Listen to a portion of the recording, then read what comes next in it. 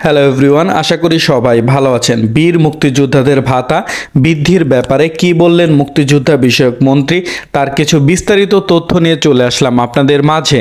তো যারা এখনও আমাদের ইউটিউব চ্যানেলটি সাবস্ক্রাইব করেনি মুক্তিযুদ্ধ বিষয়ক তথ্যের জন্য, অবশ্যই আমাদের ইউটিউব চ্যানেলটি সাবস্ক্রাইব করে আমাদের সাথে থাকবেন।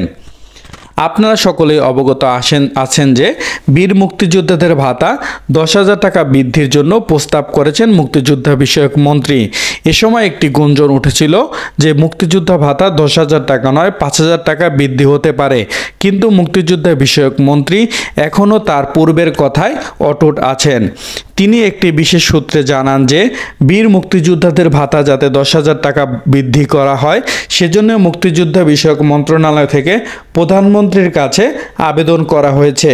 তিনি তার এই আবেদনপত্রে আরও উল্লেখ করেন যে বীর মুক্তিযোদ্ধাদের যে অন্যান্য ভাতাগুলো আছে, যেমন বিজয় দিবসের ভাতা, তার সাথে নতুন করে যুক্ত হতে যাচ্ছে স্বাধীনতা দিবসের ভাতা।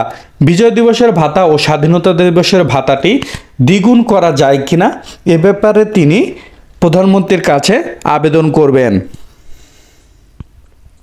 তো অবশ্যই সবাই আমাদের ইউটিউব চ্যানেলটি সাবস্ক্রাইব করে আমাদের সাথে থাকবেন।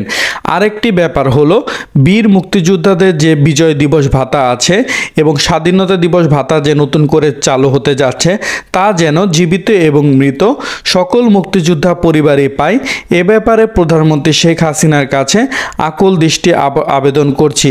এছাড়াও বীর মুক্তিযোদ্ধাদের যে চিকিৎসা ভাতা বাবদ অর্থ বরাদ্দ করা হয়, তা যেন বীর মুক্তিযোদ্ধা পরিবারের অ্যাকাউন্টে তাদের মাসিক সম্মানী ভাতার সাথে দেওয়া হয়, তার আকুল আবেদন করছি।